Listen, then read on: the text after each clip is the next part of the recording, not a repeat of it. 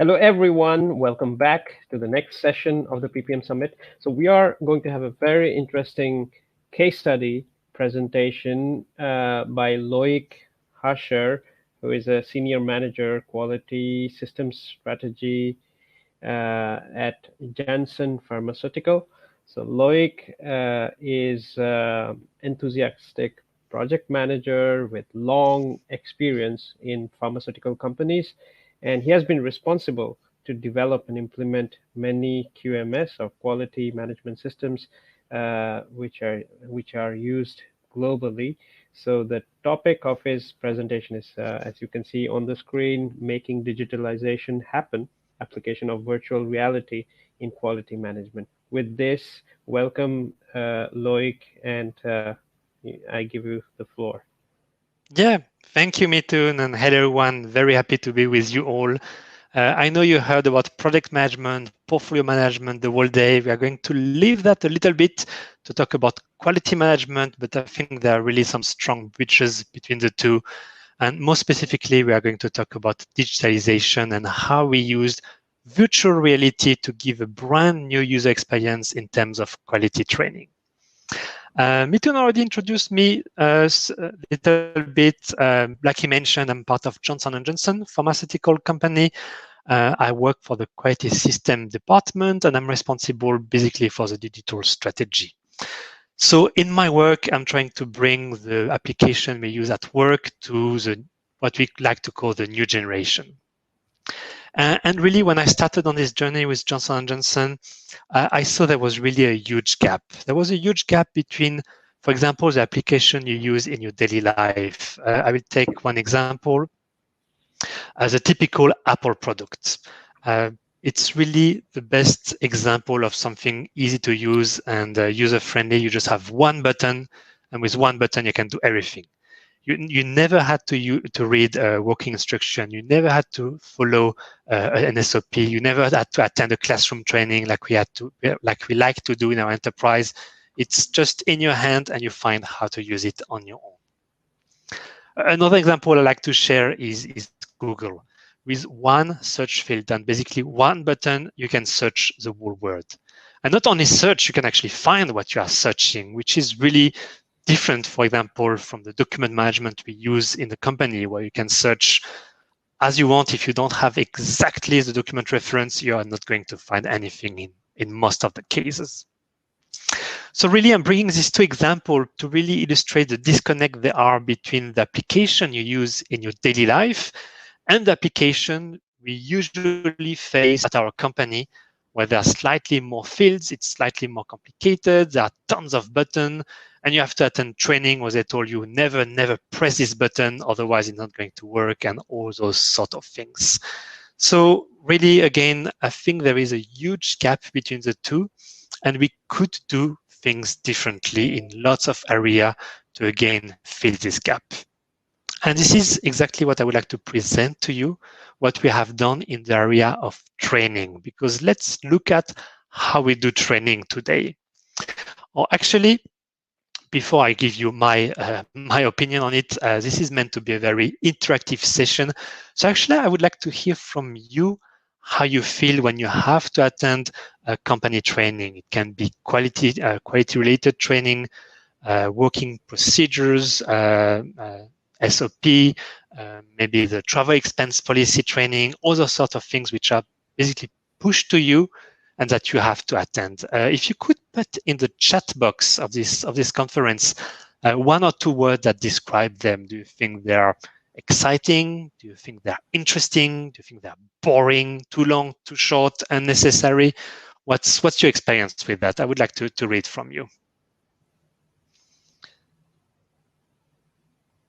And I will pause a little because I need to explain there is a 30 seconds delay between when I speak and when you hear me. So I need to pause a little bit until you get what I was saying and I can read you on the chat. Again, if you could share with few words how you feel when you have to do a company-specific training. It can be in the area of quality, it can be in something else. Do you find them good? Do you find them bad? What's your experience?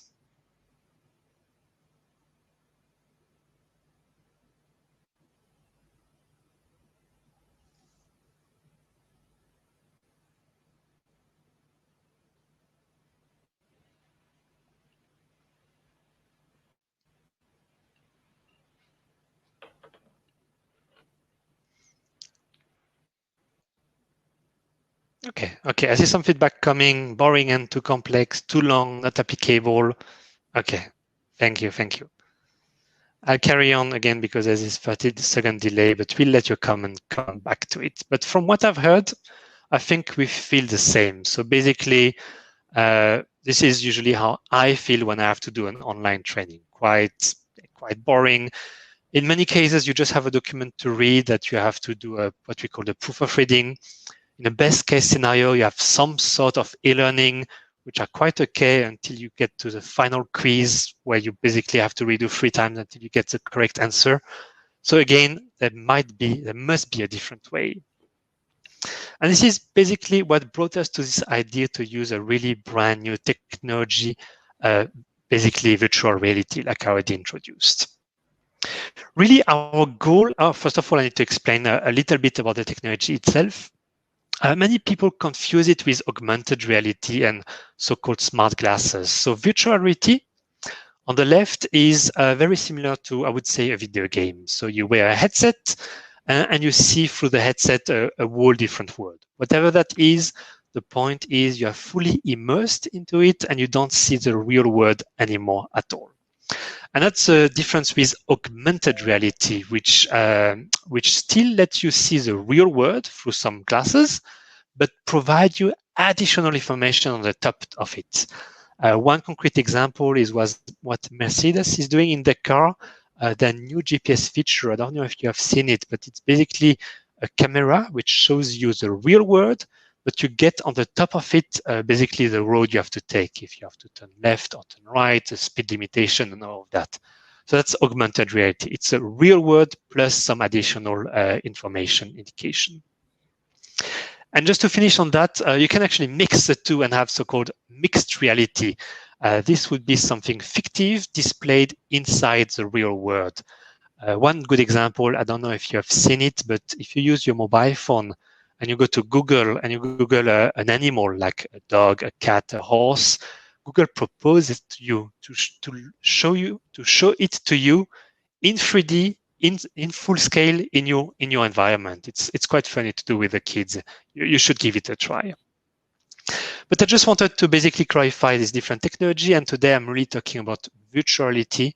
So again, some sort of video game where the persons are totally immersed into it, but we apply it to training. And this brings me to what we are trying to achieve with that. We heard this morning at the opening from Mithun that we have the new generation coming, what we call the digital born generation, those who basically get born an iPad in their hands. And they feel very difficult to read long documents. That's not their learning style. They are more kinesthetic type of person. They like to try with their hand. And we hope with this type of training to be able to address something more adapted to their learning style. To talk about the training itself, and I will demo it in a second so that you can actually see how it looks like. But the training itself is about quality system. If you're not familiar with that, it doesn't matter too much. I'm just sharing experience. It could be applied to anything. And again, the goal at the end is to really increase the learning engagement and the knowledge with a new technology, because I really question how much you remember of an SOP when you have finished to read it. Personally, I think if I remember what it was more or less talking about, it's already good. You cannot remember all the detail. We hope with this new experience that people actually have a much better engagement and retain much more out of the training. Now, diving into virtual reality itself, if you're not familiar with that, you might be surprised that actually the market is basically exploding as we speak. I just listed some solutions that are available. At top left, I listed this one for fun. That's a cupboard. Basically, it's a box you can build yourself and you can put your iPhone into it, and it's going to simulate some sort of virtual reality. It's mostly used for what we call 360-degree movie. So you can turn your head around. I just wanted to list that you can basically start very cheap and very simple until the more advanced solution. On the bottom right, you have the Pimax solution. That's the one which offers 120-degree field of view, so a very wide angle when you see, which is quite comfortable. But I'm not doing any advertising here. point I wanted to make is that the market is really booming as we speak, and there are a lot of possibilities, a lot of offers available to you. And just to share quickly the one we selected, and again, I'm not doing any sort of advertising, I'm just sharing experience. We actually opted for the so-called Quest 2 from Oculus. Oculus is a company, it was in the meantime acquired by Facebook. And we selected it because it's one of the few headsets, if not the only one, which works fully wirelessly. So you don't have to plug it to a computer to be able to run these heavy 3D things. And you might be surprised as well that from a pricing point of view, it's quite affordable. We are talking about $300, €350. It's definitely not in the high range. The challenge we had with that, it's really designed for consumers. So it's really more designed for entertainment at your home, playing some video games and so on, and not so much for the enterprise itself. And as a matter of fact, you are going to have a private Facebook account to be able to use it.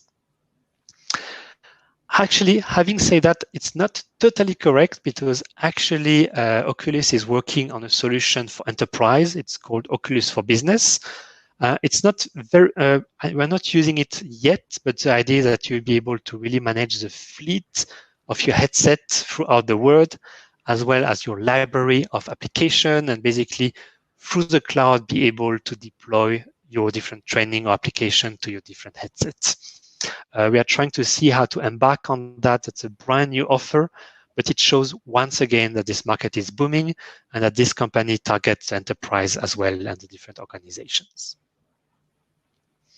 Now, I've been talking a lot. I think it's time to really show you what we are doing in terms of virtual reality. And I'm going to play a recording on one of the training. I just have to stop sharing and switch my window, so bear with me a second.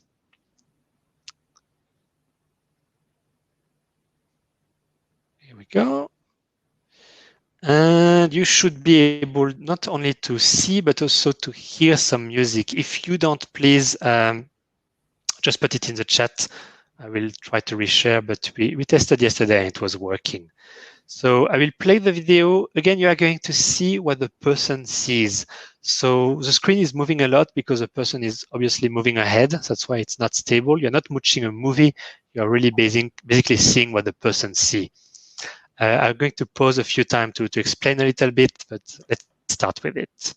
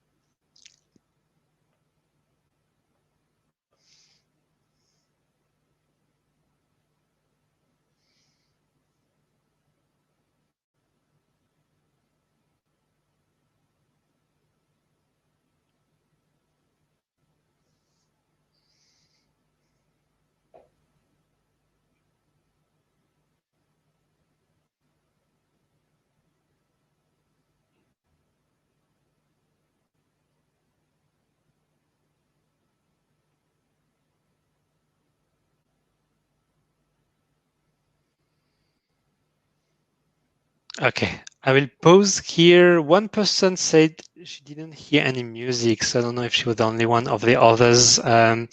Basically, what you were seeing here is a person is on some sort of elevators, some lifts, and there's a little introduction. It was written in text, so even if you couldn't hear the voice, you should have been able to read what was going on.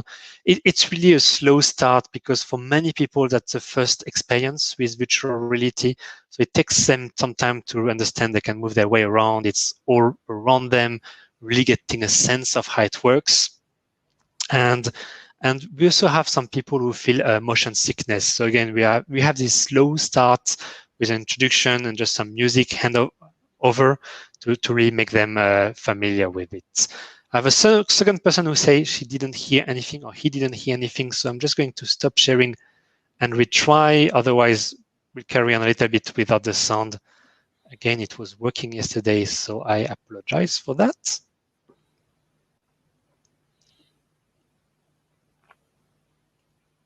Okay, so let's carry on a little bit more.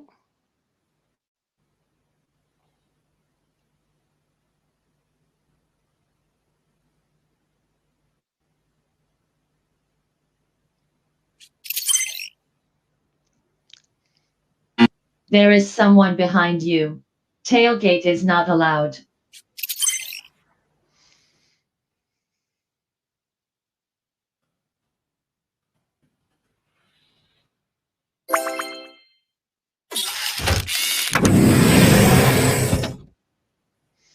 Okay, I will pause here once again. So basically the person arrived in the virtual environment and the person is going asked to check that no one follows her too close before entering the clean environment, the production environment.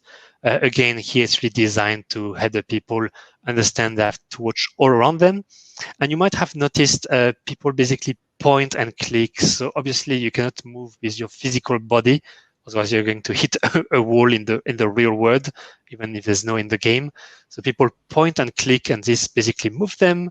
And you might have noticed as well the hand scan. This is again to train them to basically use their own body. It's their own hand which they simulate to place on the course on board before they can enter the small room. I'm just going to carry on a little bit to show you different possibilities. I'm not going to play the whole thing to you, just to give you a little sense of what is possible.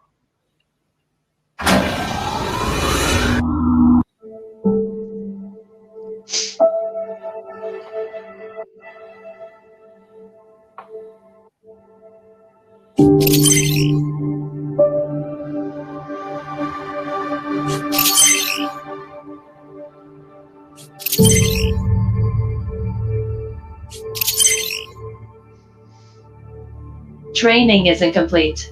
You must complete line clearance training before performing work.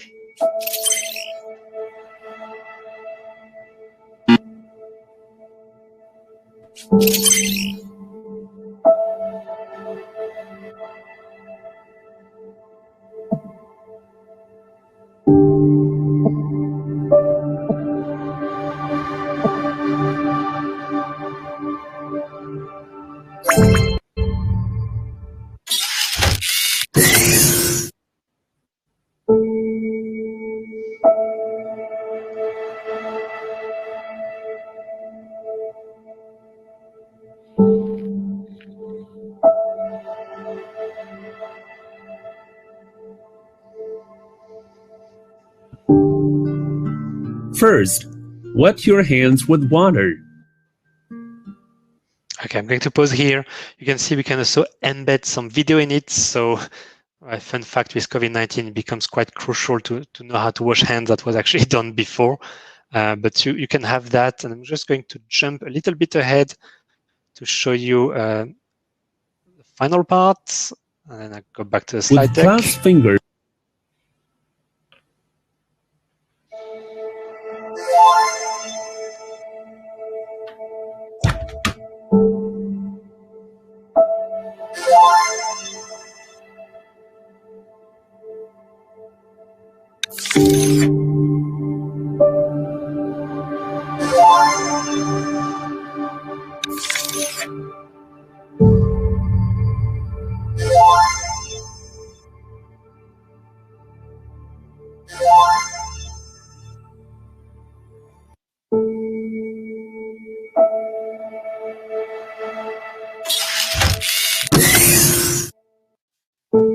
All right, I'm going to pause here. I think, again, the idea was just to show you a high-level introduction on how it looks like, not to play you the whole training.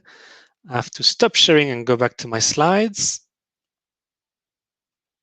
Here we go. And here we are. So again, what we have seen is a high-level introduction to GMP for new starter. People learn, basically how to wash hands, what they have to wear to enter GMP production area. It's very simple, but it's really designed as a video game to make it a bit entertaining and not boring.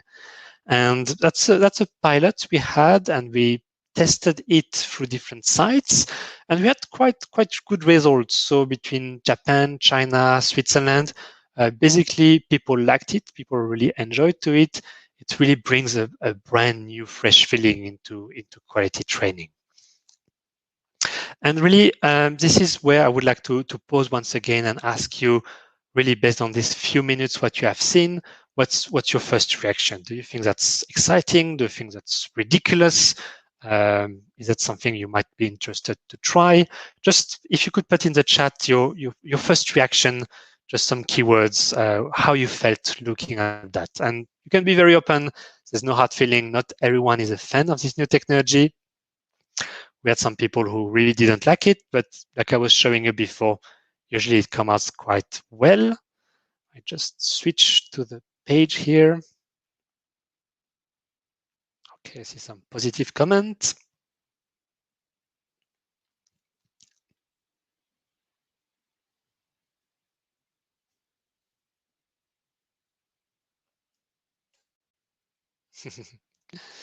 Okay, thank you. Good feedback. I'm happy to see it's mostly positive. Again, we are really targeting the new generation with that. It has some pros and cons, but usually the feedback is quite good.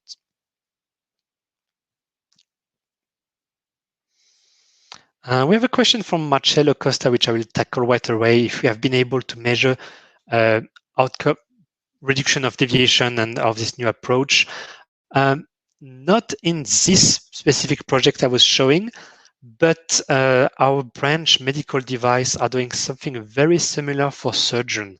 So surgeon train in virtuality before the operation. Actually, they train on cadaver first, and they basically measure that surgeon who train in virtuality before training on cadaver have a higher success for the operation. So this proved some effectiveness. In my world of quality management, we would have to deploy much more training to be able to really have an impact. So more for now, we are more on the fun side, on the retention side, trying to provide a new user experience, a new training experience. And while we're on the question, I'll answer Adeline as well about how much it takes to develop this training. I have to be honest, it's not something you can do in-house because it's basically developing a small video game. So you have to hire a company which is specialized with that, and then it's going to be directly linked to how much you want to do out of it, the complexity of its environment, and so on. And I guess this tackles also the question from Janet about the cost and benefit. I think here at J&J, we have the chance that we are basically a huge company, so the return on invest is quite high because you can deploy it to thousands of users. If you would be a small or a medium-sized company, it would probably be less interested in. But again, I think this market is booming, so you don't have necessarily to develop your own training. I've heard that some universities start to develop some standard training on some standard cleaning process. So that's something you might be able to tap into. All right. I have a last question for you because, again, I like this interaction. I like to hear from others. Again, we applied that in the world of quality training. What would you see that it would be interesting to apply to? I mean, what I'm trying to ask is which type of other training you think might benefit of this technology in your words. So it's really a little brainstorm. If you could share here what you see, where it could make a difference. It's not really fit for purpose for all type of training. A good example is quality system training. You cannot teach an IT system through a different type of training because you need to see the actual system. I'm just giving you an example. But if you could put in the chat some example where you think that would work well for you, I would be very interested to see what do you think.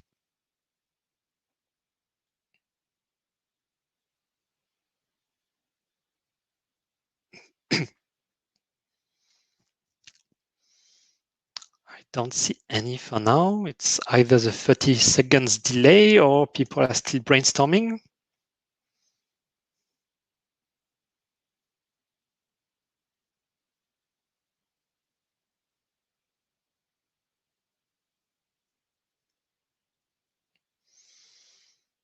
Okay, I'll carry on. Maybe they will come through as we go through the, here we go. Patient doctor training. Yeah, exactly. Very good point, Jeanette. All right, so while other comments come through, I'm going to share my last slide and we can always go back to the chat later.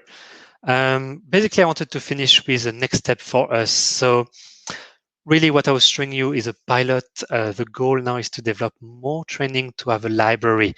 I'm showing on the left side the current library, which you have on Oculus, which, as I mentioned, is mostly around small games. But my vision is that as people put the headset on, they will have something similar to Netflix, where you would really pick the training you want to attend, the one which are relevant to you, and really go through this learning experience and really do several of them. And the idea is later that, again, we deploy that at more sites. We hope to embark on the Oculus for Business to be able to really scale up and not having to manage manually each headset one by one. But the goal is really to deploy this headset at all our sites and enable most of our employees to benefit of these specific types of training. And with that, I will go back to the chat window. Just reading out loud what we see. Equipment usage through simulation. Yeah, it's also used, obviously, flight simulator, driving simulator, this kind of thing. It's very well adapted to that. Simulation of complex simulation. Yeah. Anlin Boyden laboratory. Yeah, it's true. We were thinking as well on manipulation of laboratory equipment. That's something that could work well. Logistic training. Yeah. Shop floor process training. And Beth is talking about HoloSense. I think you referred to the smart glasses, which are called that way. Here I need to explain that that's a brand new device, which is basically bringing the two words together, the two words I was explaining before. The mixed reality, the augmented reality, and the virtuality could be combined into one single device called HoloSense. I think that's what Beth was referring to. But good, that was basically it from my side. I hope it was interesting. I hope I was able to share some inspiration for what the future of training could be. And I'm happy to stay in touch with any of you if you want to further exchange. Thank you, Loic. What a wonderful presentation. And it's really good that you talk about something that we are all interested in, but we have not been talking about in this conference. So very, very well complemented to bring this topic in. I really like the way you presented that from training, especially quality trainings being the necessary evil, and to how it can move tomorrow to be how it can be become. And I think I really being an eternal optimist, I'm really excited about these VR options.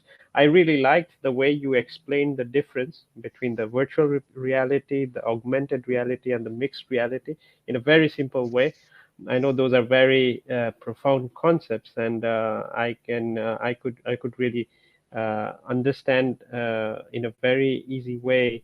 And I like the fact that the game-based training can be applied in so many places. And thanks for following up on the questions. And I did like the idea of also surgeons using virtual reality practice before practicing on cadavers. So also we are seeing so many many more, like sports people are using virtual reality techniques. So I think probably the first where the first place where these techniques were used were for pilots and airplane pilots and space explorations.